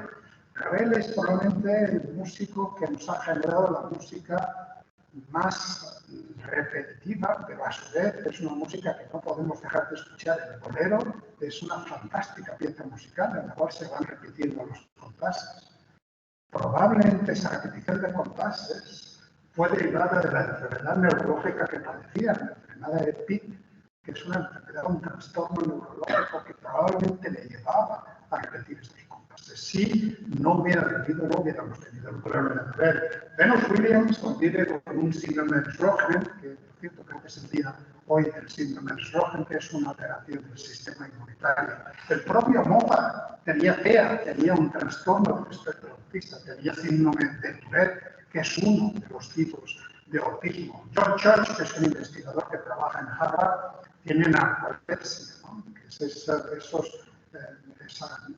que te duermes de forma espontánea sin poder controlar esa pérdida de consciencia. El propio Vincent Van Gogh convivió con porfiria aguda intermitente, o sin ir más lejos. Aquí en España, en Galicia, tenemos a Susana Rodríguez García, que es una persona con albinismo, que es nuestra campeona de paralimpiadas, es una paratleta, hace triatlón, y también si hubiéramos determinado que no naciera porque tenía esa enfermedad rara, no lo hubiéramos obtenido. Por último, quizá George Rock, ¿no? Es uno de nuestros cocineros más afamados, que ha convivido con distonía muscular. Él ha tenido que aprender a hablar otra vez porque, digamos, los músculos de la cara no los sabía mover, ¿no? Por lo tanto, la pregunta de verdad que os tenéis que hacer es si pudiéramos evitar el nacimiento de niños con enfermedades raras, ¿deberíamos hacerlo? ¿Se puede averiguar qué enfermedad rara? Se puede investigar y se puede averiguar, pero no tienes la certeza absoluta. No tienes la certeza absoluta de que decir, este gen está mutado, yo te diría que este niño va a desarrollar esta enfermedad. Luego resulta que este niño nace y no lo desarrolla. Esto no lo puedes saber a priori. Por lo tanto, la pregunta es si deberíamos. Bueno, todo esto que os he contado es lo que el año pasado publiqué un libro que explica, que se llama ¿Por qué el hijo tiene una enfermedad rara?, que es el título de la charla. Y este es un libro que lo hemos convertido en una inteligencia artificial. Gracias a Julián Isla, que es el papá de este niño con síndrome de Dravet, este es ingeniero de la empresa Microsoft. Yo lo conozco como papá de un niño de una enfermedad rara. Y Julián lo que hizo, me llama y me dice, vamos a convertir tu libro en una inteligencia artificial. Y si cogéis este QR con vuestro móvil, vais a ir a una página web, que es la que está puesta aquí abajo, en la cual tenéis un programa que es muy fácil, que le podéis preguntar, es un cuadro de texto, le podéis preguntar lo que queráis sobre enfermedades raras. Y la respuesta que os va a dar no es la respuesta del conocimiento mundial de las enfermedades raras. Es lo que está escrito en el libro. En el fondo es como si estuvierais hablando conmigo sin estar de presente. Esto a mí me explota la cabeza, porque de repente has convertido un libro en una inteligencia artificial. El ChatGPT que nosotros conocemos, que muchos habéis utilizado, accede a todo el conocimiento disponible. Cuidado, hasta diciembre del año 21, en el caso de ChatGPT, el 3.5, que es gratuito, ¿no? En este caso, el universo de conocimiento que usa como recurso es los contenidos del libro. Si le pregunto sobre fibrosis quística, me va a responder lo que yo hablo de fibrosis quística en el libro, ¿no? Bueno, esto es lo que os quería contar sobre enfermedades raras, porque hay un montón de cosas que todavía nos quedan por hacer. Dejadme agradecer a todas las personas del laboratorio y personas que colaboran con nosotros. Dejadme agradecer también a todas estas instituciones que nos dan dinero para trabajar y, por supuesto, pues a este grupo de 50 personas con albinismo, que son las que nos motivan y nos siguen pues, proporcionando pues, el motivo para seguir trabajando e investigando nosotros en enfermedades raras. Muchas gracias.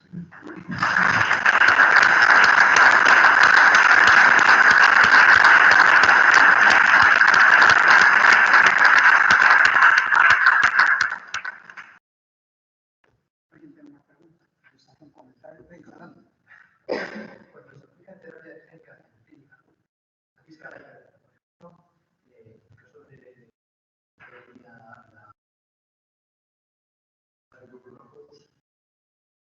Como se ríe en un solo tratamiento de por vida que vamos, esto es un poquito más complejo, me lo he saltado, pero te lo voy a responder de forma muy breve. Lo que se hace es obtener las células madre de la sangre de esa persona. Se extraen de esa persona, se mantienen en cultivo y en cultivo se modifican genéticamente para eliminar ese gen que mantiene bloqueado el gen gamma. Por lo tanto, despertamos al gen gamma y tenemos que regresar estas células al mismo paciente. Pero antes de regresar, tenemos que eliminar todo el resto de célula madre anterior a la persona. Por lo tanto, esa persona va a recibir a veces un tratamiento de radioterapia o a veces una quimioterapia excesiva para eliminar todas las células madre de su cuerpo. Y las que nosotros reintroduzcamos sean las que colonicen nuevo. Por lo tanto, estamos hablando de un tratamiento que dura varias semanas, habitualmente más de un mes y medio, pero tras este tratamiento esta persona está curada de por vida, porque todas sus células madre ahora ya están funcionando de esta manera. No siempre es así. En el caso de la amiloidosis por transferrina, allí no sacamos nada del paciente. Ahí lo que le estamos dando por vía sistémica, es decir, por la sangre, le estamos dando estas partículas, estas gotitas de grasa, con las herramientas CRISPR, y lo que hacemos es las dirigimos hacia el hígado, que es donde está este gen expresándose, y es en el hígado donde se inactivará el gen, que es el que está causando esa enfermedad. No nos interesa que vaya al riñón, al cerebro o a las gónadas, no nos interesa que vaya al hígado, ¿no? Entonces, el problema de la terapia génica, que ha sido histórico y que sigue siendo el problema principal, es la direccionabilidad, el dirigirlo al órgano correcto y que haya un número sustancial, significativo de células de ese órgano que reciba ese tratamiento. Por ejemplo, si todas las células del hígado son las que están fabricando este gen tóxico, que es el gen GPR, tú me podrías preguntar, ¿tenemos que acabar llegando a todas las células del hígado? Y te voy a responder, tenemos que llegar a un número suficiente de células para que seamos capaces de bajar lo que se llama el umbral terapéutico. ¿Cuál es el número mínimo de células de hígado que tenemos que acabar modificando para que la producción de esa proteína tóxica baje de los niveles que son anormales a unos niveles que son ya más normales? Este porcentaje a veces no es muy alto, un 5, un 10, un 15% de las células del hígado es más que suficiente para conseguirlo. A veces para retornar la actividad incluso es menor, ¿no? Sabéis que muchos factores de coagulación, los causantes de los diferentes tipos de hemofilias, esos factores se producen en el hígado. Cuando hay una falla en la producción, se pueden hacer intentos de terapia génica y ahí con apenas que modifiquemos un 3 o un 4% de las células del hígado, o sea, muy poquitas células, es suficiente para generar suficiente factor de coagulación para que la persona no se desangre si tiene una pequeña herida. Más cosas. Venga. A ver, solo habla de enfermedades de evidencia. Es que la mayoría son de este tipo de evidencias. Claro. Vamos a ver, muy buena pregunta y también es un nivel adicional de complejidad para que tenerlo presente, ¿no? De cada uno de los genes tenemos dos copias y yo te he dicho, mientras una de ellas funcione, vamos bien. Pero esto no es cierto para algunas enfermedades que tienen una herencia dominante. Por ejemplo, la Corea de Huntington es una enfermedad neurodegenerativa. En esta Corea de Huntington basta con que tengas una copia para que desarrolles la enfermedad. Por lo tanto, digamos que en las familias en las cuales se detecta Corea de Huntington, como es una enfermedad de debut tardío, que hay, puede haber varios hermanos, el hermano mayor, que es el que llega a los 50, 60, 70 años cuando empieza a manifestarse la enfermedad, es el que da la alarma para que el resto de hermanos que todavía no han manifestado se diagnostiquen, porque si son portadores de una de las copias, también van a acabar desarrollando muy probablemente esa enfermedad. Por ejemplo, la acondroplasia, que enseñaba Peter Heide, también es una enfermedad dominante. Y hay relativamente, son menos las enfermedades dominantes, pero existen, ¿no? Tratar las enfermedades dominantes es más complejo, pero no es imposible. Porque, claro, fíjate que cuando quieres tratar una enfermedad recesiva, en el fondo te da igual tratar cualquiera de las dos copias. Mientras una de ellas seas capaz de revertirla, vas bien. Pero cuando tienes que tratar una enfermedad dominante, vienes contaminando todos tus experimentos una copia estupenda que está ahí. Y esa copia estupenda frecuentemente es el objeto de la modificación. Tú quieres que la modificación ocurra en la copia que está alterada, pero las modificaciones pueden ocurrir en azar en los dos. Por lo tanto, se diluye. Tus esfuerzos terapéuticos se diluyen, ¿no? Entonces, eso hace que sean un poquito más difíciles de tratar, pero no imposibles. Y luego hay otros tipos de herencias, ¿no? Herencias ligadas al sexo, ¿no? Por ejemplo, las hemofilias o los albinismos oculares, en aquellas, o los daltonismos, ¿no? Algunos daltonismos son raros, son enfermedades raras, en el sentido de que están en el cromosoma X. Nosotros, los varones, tenemos un cromosoma X y un cromosoma Y. Nosotros, si heredamos un cromosoma X, que necesariamente lo vamos a heredar de nuestra madre, siempre nosotros vamos a heredar el cromosoma X de nuestra madre.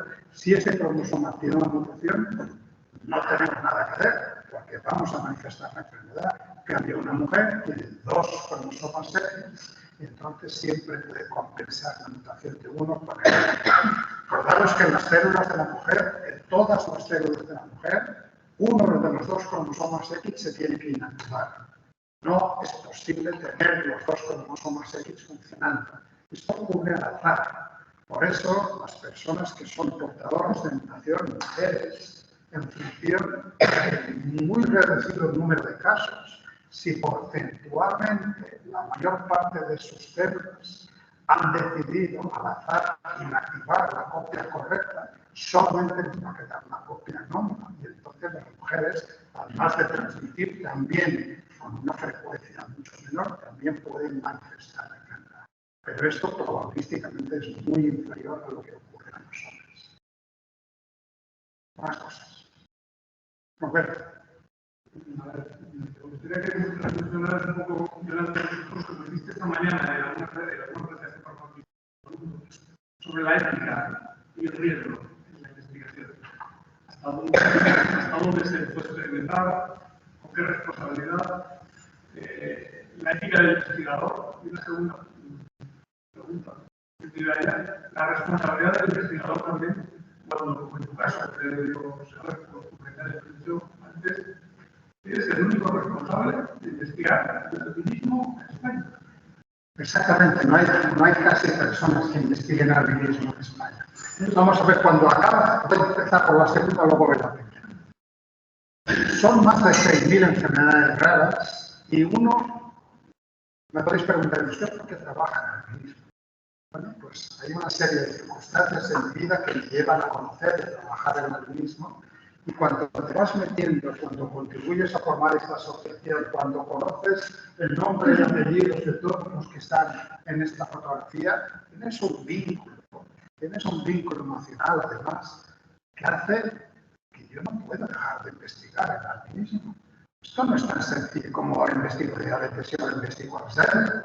Esta gente confía en nosotros, esta gente confía que haya alguien que esté contribuyendo a investigar algo. Por lo tanto, tú tienes un compromiso con esta enfermedad rara. Esto ocurre con muchos investigadores que conozco que acaban trabajando en enfermedades raras y que tienen una implicación personal que no es lo mismo que otro tipo de enfermedades que tienen una presentación más común. Yo me he tenido que oír, llevo 30 años trabajando en el cerebro, antes de que hubiera esta concepción distinta de las enfermedades raras, me he tenido que oír de agencias que financian la investigación, pero usted ¿por qué pierde el tiempo con las enfermedades raras? Pero usted ¿por qué no se dedica a estudiar el Alzheimer, estudiar diabetes, como diciendo que esto es lo que interesa, ¿no? ¿Esto por qué se dedica a estudiar algo que afecta apenas? Hay unas 3.000 personas con albinismo en España. Claro, la respuesta para mí es obvia. Claro que tiene que haber personas que estudian cáncer, pero tiene que haber también personas que estudian todas las otras. Una familia que convive con enfermedad rara, ¿qué culpa tiene esa familia de que uno de sus miembros tenga esa enfermedad? ¿Por qué? Porque es raro, resulta que no tiene que ser investigada. Entonces, afortunadamente, la cosa cambió y gracias al CIDERER, gracias al CIDER de enfermedades raras, ahora yo puedo hacer mis proyectos y se financian. Además, cuento con el apoyo de la asociación. Y mis colegas que trabajan en otras enfermedades raras les pasa lo mismo. La ética de la investigación. No todo lo que podemos hacer lo debemos hacer. Tiene que haber un porqué para cada experimento. ¿Para qué? Tiene que ser mayor el beneficio que esperamos encontrar que los riesgos que vamos a asumir. Nosotros tenemos una de las leyes más avanzadas de la investigación biomédica que hay en Europa. La ley de investigación biomédica, que en algunos casos se nos está quedando un poquito desfasada. Es la ley de 2007 y deberíamos ajustarla, pero sigue siendo una ley válida. Y es una ley que recuerda los 4 principios de la bioética, que si no os habéis sabido, alguien os los tiene que contar alguna vez. Son muy sencillos, son cosas como de sentido común. Primer principio de no maleficencia. Esto es un principio hipocrático de los médicos, ¿no? Lo primero, ante todo, no hacer daño. Lo primero es que lo que vayas a hacer sobre un paciente no le vaya a causar mayor daño que el que tú quieras resolver. Esto es un principio que tienen todos los médicos, pero también está en bioética. ¿Cómo traducimos el no hacer daño? Lo traducimos evaluando la seguridad.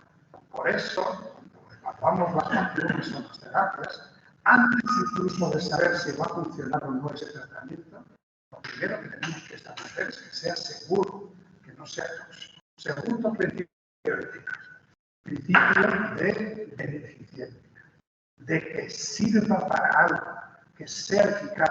Vale, el primer principio nos dice que no estamos causando daño, pero sirve para algo lo que estamos haciendo. Y eso es la eficacia. Tercer principio, el más importante de la bioética, el principio de la autonomía personal. Cuando hablamos de ensayos clínicos, hablamos de voluntarios, no hablamos de personas participantes, porque te tienen que haber explicado los riesgos a los cuales te vas a enfrentar y cuáles son los potenciales beneficios si es que hay alguno. Y eso, una vez explicado, tú tienes que dar lo que se llama el consentimiento informado. Es ese papelito que nos hace firmar rapidísimamente antes de entrar en el quirófano. Y tenemos que recordar que tenemos todo nuestro derecho de que nos lo expliquen, de que nos lo podemos llevar a casa, de que podemos consultar. Pero claro, todos sabemos cómo va la sanidad y cómo va rápido y las cosas que tenemos, pero que sepáis que vosotros sois titulares de vuestro cuerpo, cada uno de nosotros. Y nosotros decidimos lo que se hace y lo que no se hace con nuestro cuerpo. Este principio del consentimiento informado es esencial. Evidentemente lo tienen que dar quien es legalmente capaz de darlo. Un menor no tiene capacidad para dar un consentimiento informado. Sus padres, sus progenitores o sus tutores legales se nos darán a partir de una cierta edad, en diferentes países o diferentes edades, 12, 14, 16 años, antes de la mayoría de edad, los niños participantes pueden asentir. Se les puede explicar y pueden asentir. Y cuando hay una contradicción y el niño dice una cosa y sus padres dicen otra, en España es un juez el que tiene que decidir qué es lo que va a ocurrir con ese niño. Y el último de los principios es el principio de justicia, que desgraciadamente es el que más se vulnera. El principio de justicia tiene 2 derivadas. La primera es que si vamos a desarrollar una terapia que puede ser peligrosa para las personas a quienes vamos a tratar, ese riesgo no lo vamos a exportar a un país que no nos importa, que no nos interesa. Voy a probar esta terapia en los niños de la India o en los niños de Bangladesh, pero si funciona, luego se lo voy a administrar a mis hijos que están en Madrid, en París, en Nueva York. Vamos a ver, el principio de justicia nos dice usted tiene que compartir los beneficios y tiene que compartir los riesgos. Los niños a los cuales va a someter esa terapia tienen que estar en Bangladesh y en Nueva York, en los dos sitios. La segunda derivada del principio de bioética es que todo aquello que nosotros desarrollemos tiene que servir para todo aquel que lo necesita, no solamente para aquellos que puedan sufragar esa terapia. Y eso acabáis de ver que tenemos un problema importante, es un problema económico que ya no es científico, ¿no?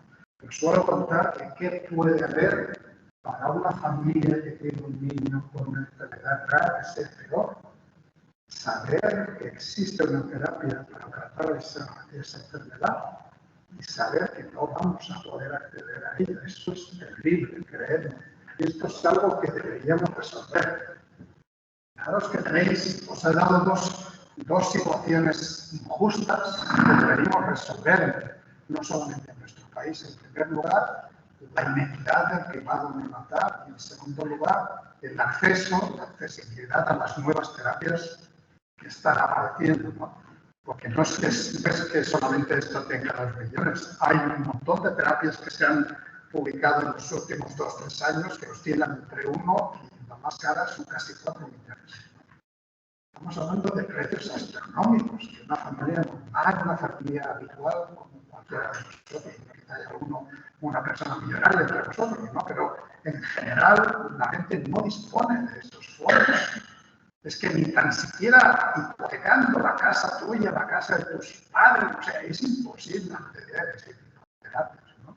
En cambio, son terapias que curan la enfermedad que tiene esta persona, ¿no? Esto es injusto y esto es algo que tenemos que resolver. Y esto es algo que involucra no solamente a los científicos, sino que involucra a otros grupos de la sociedad. A veces los científicos piensan o pensamos que somos los que vamos a resolver los problemas. Lo siento, a nosotros no nos ha elegido nadie. Nosotros lo que sabemos es desarrollar algún tipo de terapia y tenemos que llevar a quienes toman las decisiones, que son los diputados en los parlamentos, que son a quienes hemos elegido para que tomen decisiones. Y lo que tenemos que hacer es informarles con información rigurosa de lo que podemos y lo que no podemos hacer. Pero los diputados y diputadas tienen información no solamente de nosotros, sino de otros grupos sociales que tienen otros intereses y que tienen otras connotaciones. Y a escuchar a todos estos grupos tienen que tomar esa decisión. Por ejemplo, a mí me puede parecer insufrible, injustificable esta inequidad en la prueba del Danone. Pero yo recuerdo haber hablado con compañeros médicos de consejerías de sanidad de diferentes comunidades autónomas que tienen un discurso y que te justifican por qué están seleccionando 8 y no a 40 enfermedades, cosa que a mí no le veo ninguna explicación, discurso, que muchas veces tiene un trasfondo económico, un trasfondo del dinero que invertimos, ¿no?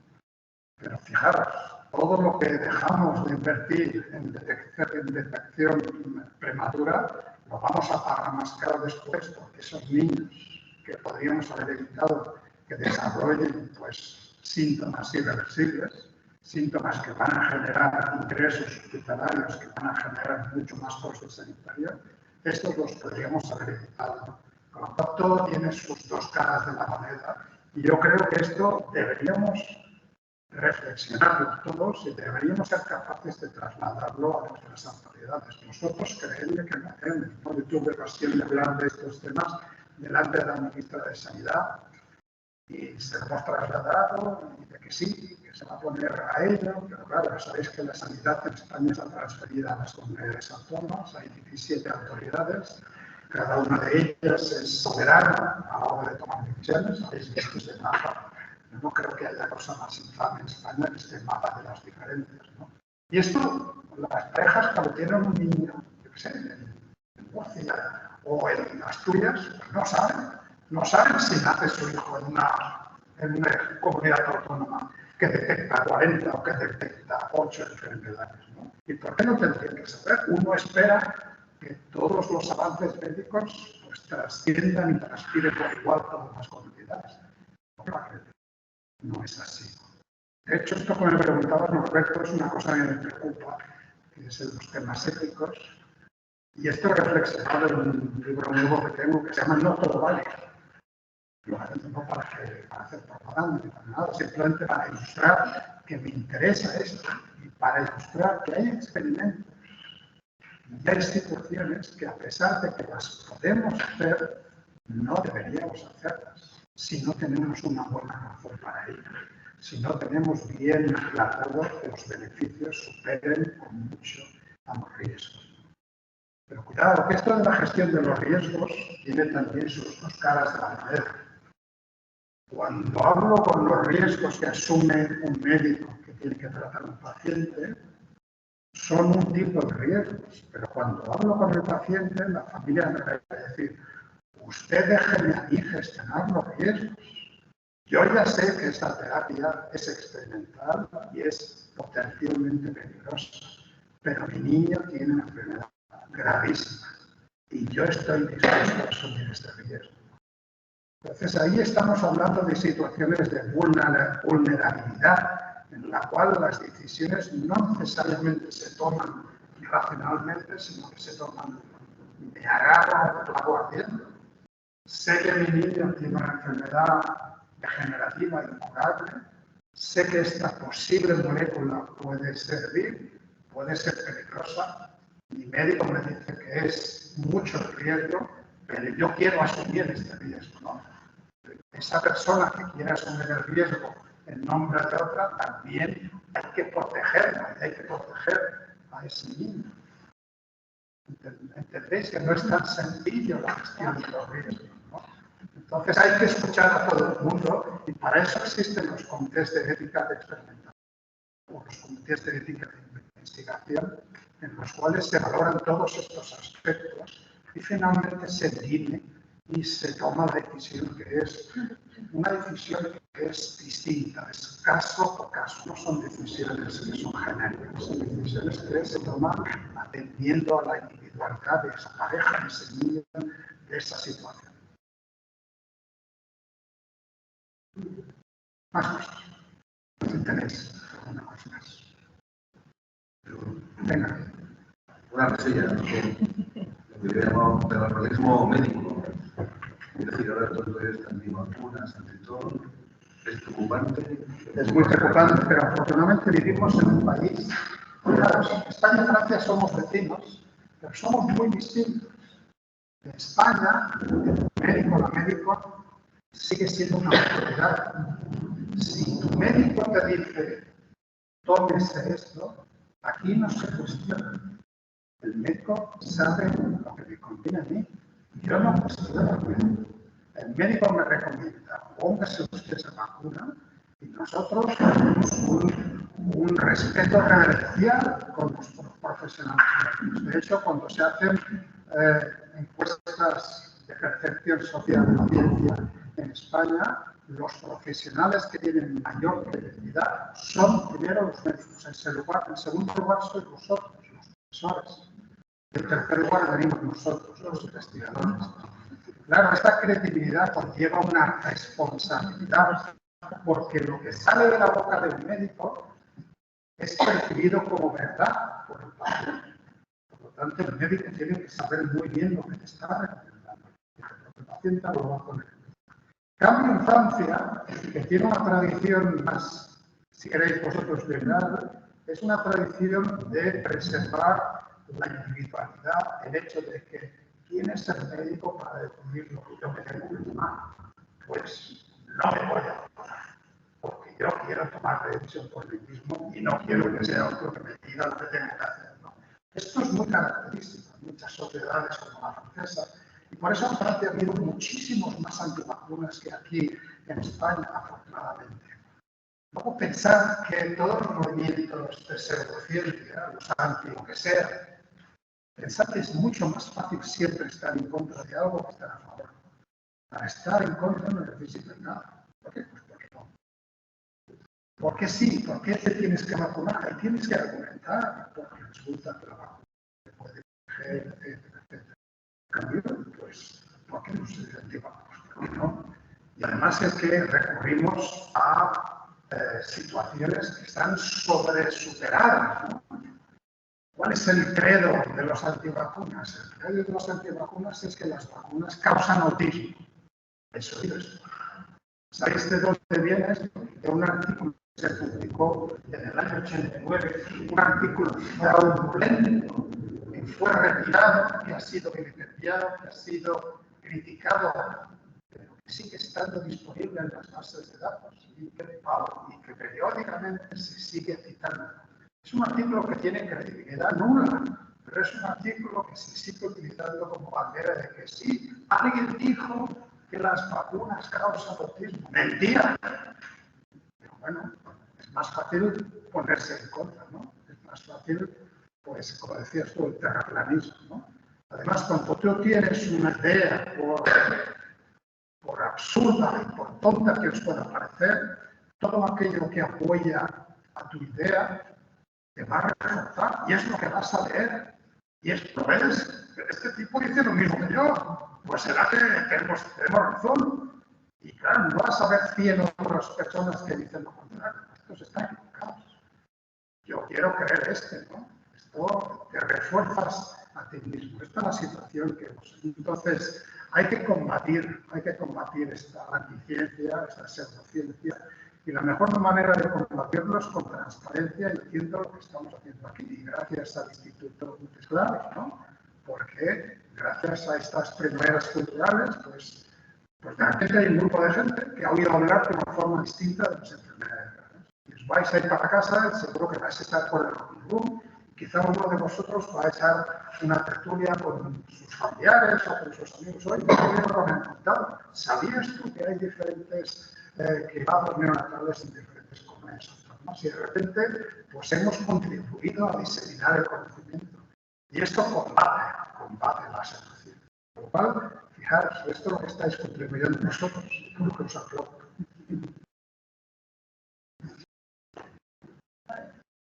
Bueno, yo solo una cosilla. ¿Crees que estás más cerca de mejorar la vida de las personas con albinismo?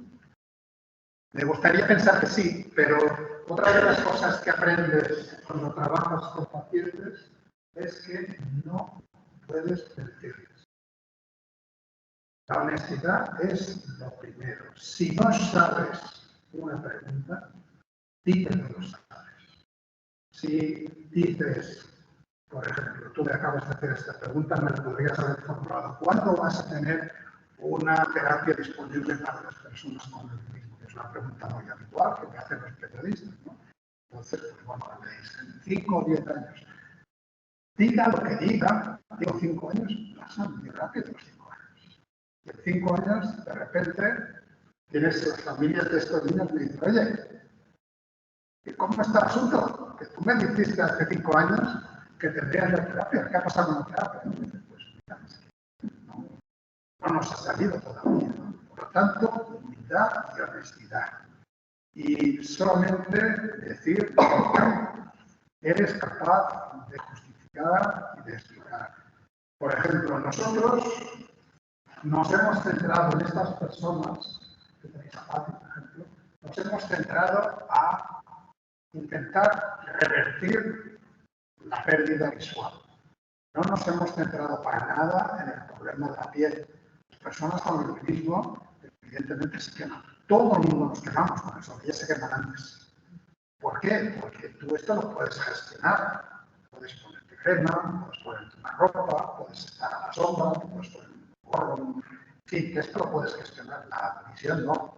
La visión es lo que realmente nos hay. Entonces, si me preguntáis cuál es la contribución que quizá hemos contribuido nosotros a desarrollar la terapia, pues hace unos 18 años, en 2006, descubrimos que lo que causa la alteración en el desarrollo de la visión no es la pérdida del pigmento, sino la pérdida de uno de los elementos que está en la ruta intermedia que finalmente acaba produciendo el pigmento. Cuando tú eres incapaz de producir pigmento, no llegas a producir la molécula final, pero todas las intermedias tampoco las produces. Y una de ellas tiene nombre y apellidos, y se llama L-dihidroxifenilalanina, que es la que conocemos como L-DOPA. que os sonará. La L-Dopa es uno de los tratamientos de las personas que sufren la enfermedad de Parkinson. ¿De acuerdo? ¿Y por qué llegamos nosotros a pensar que la L-Dopa tendría algo que ver con el albinismo? Pues lo que son las serendipias, ¿no? Las serendipias, ¿sabes lo que son las serendipias? Es distinto de la suerte. La suerte es que vayas por la calle, que caiga un tiesto del balcón y no te dé encima la cabeza. Qué buena suerte que has tenido. Las serendipias que te des con algo que no esperabas, que te percates en ese mismo instante de que es mucho más relevante de lo que pensabas. En nuestro caso fue un pub en Londres, un viernes por la tarde tomando una cerveza. Cuando yo durante muchos años estuve colaborando con unos oftalmólogos ingleses en un hospital general que hay en Londres, que se llama Morpheus Eye Hospital. Los ingleses sabéis que los viernes por la tarde les gusta lo de irse al pub a tomarse una cerveza y a comentar la jugada de la semana, ¿no? Y ahí coincidimos diferentes médicos, y ahí coincidimos oftalmólogos y neurólogos, y de repente un neurólogo le dice a mi compañero oftalmólogo: oye, tú tienes que venir a mirar a mis pacientes, porque me dicen algunos de los pacientes con Parkinson a los cuales estamos dando toneladas de L-Dopa, que experimentan un incremento en la visión, que ven mejor. Y entonces ahí se nos abrió la lucecita, porque nosotros sabíamos que la L-Dopa estaba en la ruta de síntesis de la melanina, se nos ocurrió. ¿Acaso va a ser la L-Dopa la causante de los problemas de la visión? Y efectivamente, en ratones hemos curado la enfermedad. En ratones hemos recuperado la visión. En ratones que nosotros sabemos que van a nacer albinos, porque los embriones son albinos, les hacemos una pequeña modificación genética para que nazcan produciendo más dopa de la que tendría que producir. Siguen siendo albinos, blancos, pero ven mucho mejor, porque hemos desconectado la falta de pigmentación con la falta de visión. Ahora estamos intentando trasladar esto a las personas. Esto es bastante más complicado de lo que parece. ¿Por qué? Porque nosotros podemos hacer las intervenciones en los ratones mucho antes de lo que hacemos en los humanos.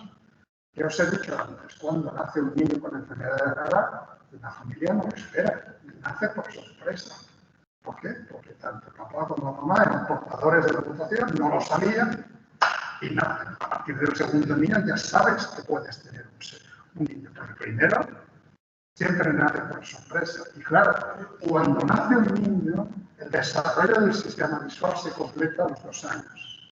Por lo tanto, ahora sabemos que muy probablemente si llegamos a desarrollar algún tipo de terapia, no va a ser por el momento útil a las personas adultas, en las cuales está preestablecida, en las cuales ya se ha establecido todo el desarrollo del sistema visual. Deberíamos poder interactuar cada vez más ahí intervenciones fetales.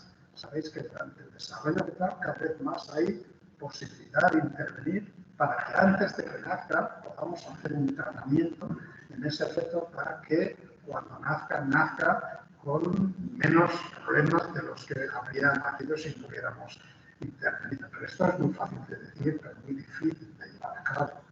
Y todo lo que toque con niños y con recién nacidos se mira con un cuidado escrupulosísimo. Y el tener autorizaciones para hacer ensayos clínicos con recién nacidos es muy complicado y tiene que ser complicado porque son las personas más vulnerables, ¿no? Por lo tanto, hay diferentes grupos que están intentando, en el sur de Inglaterra tenemos unos colaboradores que lo están intentando desde hace años. Esperemos que en algún momento pues aquello que descubrimos hace años nosotros en ratones pues tenga una trascendencia. Y me gustaría pensar que sí, que estamos un poquito más cerca. Pero no dejo de contarles esto que os acabo de contar a vosotros a los propios pacientes, ¿no? Lo cual, fijaros que lo que les estoy diciendo a las personas adultas con albinismo es que para ti no tengo solución. Pero siguen apoyando la investigación porque saben, para los chiquitos y chiquitas que van a nacer, vas a tener quizá una solución. Esto me parece admirable, esa generosidad de saber, para mí, esto no va a llegar a tiempo, en cambio va a haber personas en el futuro que van a nacer. De hecho, cada vez que nos reunimos, aparecen niños recién nacidos, familias nuevas, que se enteran, esto lo tenemos por internet, claro, cuando un papá o una mamá les nace un niño con albinismo, le dicen, tu hijo es un niño con albinismo, ¿qué hacemos? Todos corriendo al ordenador, no, albinismo. ¿Y qué es lo que sale? Primero algo. ¿Y qué es lo que sale después? El laboratorio, ¿no? Entonces, de repente, pues se enteran, pum, pum, nos llaman, y bueno, pues se explica, se les invita, y entonces, fijaros que para esta mamá, o para esta no es la mamá, esta es otra chica, los papás de esta niña van a ver a su hija en esta reunión cuando tenga 6, 10, 15, 50 o 60 años. Van a ver a su hija cómo se comporta. Y de repente aquello que se les ha caído el mundo encima, como les ha dicho que tu hijo tiene enfermedad grave, van a ver que estas personas tienen una discapacidad visual que les interfiere en su capacidad de dirigirse en la vida, pero que pueden llegar a desarrollarse y hacer lo que quieran. ¿Todas estas enfermedades raras son de nacimiento? ¿Hereditarias? ¿O alguna Un 80%, un 80%. Te decía. por contaminación o por estilo de vida? Claro, entonces, claro, hay digamos, hay enfermedades que tú puedes desarrollar. Por ejemplo, hay sorderas. Las sorderas congénitas, pues están producidas por alteraciones genéticas. Pero supongo que sabéis que hay determinados antibióticos, determinados tratamientos que pueden provocar un fallo en el sistema nutritivo de forma irreversible. Entonces, estas son situaciones raras que no están causadas por una mutación genética, sino por la exposición que has tenido claro que sí. Determinadas dietas o determinados tóxicos, o de repente hay diferentes, estos son infecciones, ¿no? Pero de repente el que tengas, el que estés bebiendo un agua, tú no lo sepas, pero tiene un alto contenido en plomo y vas a desarrollar un síndrome característico, o un alto contenido en zinc, o un alto contenido en hierro, o un alto contenido en cobre, que tú no lo percibes a nivel de gusto, pero resulta que son superiores a lo que tu cuerpo es capaz de detoxificar, y vas a pagar las consecuencias. Claro que tú puedes generar situaciones de esto. Claro que sí. De hecho, esto supone que esto vas a enfermar, sí. Sí, yo quería, por lo que has dicho, si, no sé si en España hoy en día, si eso es posible, una pareja que su primer hijo tiene una enfermedad rara y ellos no, fibrosis quística, por ejemplo, que es de las más abundantes. Sí. ¿Podría, si quiere tener un segundo hijo, se hace un estudio, pero podría haber selección de embriones o de susto muerto? Como, no sé si... Estoy diciendo que sí. ¿Vale? Pero por matices. ¿Vale? La ley de reproducción asistida humana es una ley también pionera en los países del entorno. Nuestra ley es la ley de 2006. Y lo que habla es que tú puedes aplicar el procedimiento del diagnóstico genético preimplantacional, que es lo que estás pidiendo, para enfermedades graves. Ahora sí, dime tú qué es una enfermedad grave. ¿Dónde ponemos el diagnóstico? Claro, ya ves, es la cuestión. Esto es lo que dice la ley. Deja una interpretación y, de hecho, existe la Comisión Nacional de Reproducción Humana Asistida, que es la que se encarga. Hay enfermedades como la fibrosis quística que no hay exclusión. El albinismo, ¿la consideramos una enfermedad grave? Pero entonces, ¿Una persona con fibrosis quística está enferma? ¿Sí o no? Sí, no. Tiene problemas de respiración, probablemente va a necesitar un trasplante de pulmón. ¿Una persona con albinismo está enferma? sí. Bueno, Sí. No, necesariamente. Es una persona que tiene una condición genética. La persona, Peter Hayden, que tiene achondroplasia, está enferma. No necesariamente.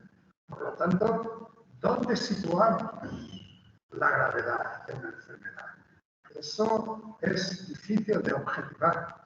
Esto es muy subjetivo, porque además, yo lo vivo con las parejas. Hay parejas que tienen un niño con albinismo, que evidentemente es un niño que va a tener sus problemas durante la infancia. Son niños que a veces se les diagnostica normalmente de trastorno por déficit de atención y por hiperactividad. Digo erróneamente porque son niños extraordinariamente curiosos. Esto todavía no sabemos por qué, Pero la gran mayoría de personas que veis en esta fotografía son personas con unas capacidades intelectuales superlativas. Son unos cracks, son unos números unos de sus clases, y eso no sabemos todavía por qué. Pero en particular un niño con albinismo, si entra ahora por la puerta, un niño de 3 años, no va a estar sentado en una silla, va a estar chocándose con todo, va a estar corriendo por aquí chocándose con todo, porque no lo va a ver. ¿Sabéis lo que está haciendo? Está cartografiando esta habitación. Pues fuera una rumba, la que no, tal cual. La siguiente vez que entra ese niño a esta habitación, entra corriendo y no choca con nada. Por eso los niños con albinismo hay que conocerlos estos, porque hay mucha gente que se preocupa. Es que mi niño es muy movido, es que fíjate cuántos moratones que lleva. Señor, esto es normal. Esto es lo que le corresponde. Es una persona extremadamente curiosa que tiene que compensar sus técnicas visuales. Esto me podríais decir, esto no se ocurre a las personas con ceguera. No necesariamente. Esto es algo característico de las personas con albinismo, que tienen esa hiperactividad que les hace, cuando nos vamos aquí, este es un complejo de Telero y San Juan de Alicante, que lo escogemos específicamente porque es un complejo vallado, en los cuales, digamos, hay jardín, hay árboles, pero que los niños pueden correr por ahí, evidentemente se pueden chocar con muchas cosas, ¿no? Y en realidad se chocan con muchas cosas. Y lo que vimos aquí fue testigo de esta hermana y esta niña, pues este es un complejo de comillas moderno que está lleno de cristales.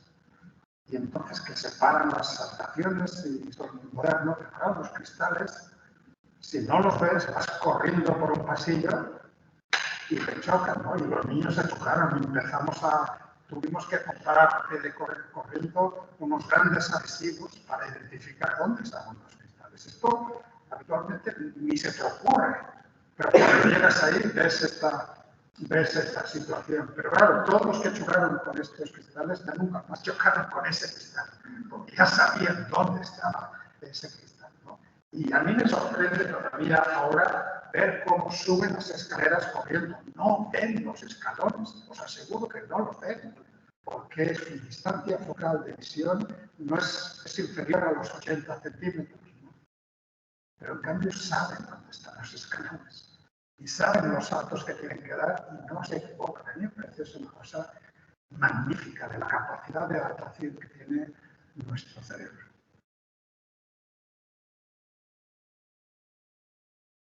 Pues claro, yo simplemente agradecerte el centro porque he estado esta mañana 2 horas con 100 alumnos y lo que es magnífico es la comida que ha sido fantástico, no la comida que también es lo que hemos aprendido y esta tarde casi otras 2 horas, que es un placer, ¿no? Porque aquí llevamos 10 años con grandes charlas que se van a escuchar y yo creo que tenemos un placer. El placer ha sido mío estar con vosotros y ver que hay gente interesada aquí para escuchar. Y nada, tendrás que volver. Encantado, muchas gracias a todos. A todos.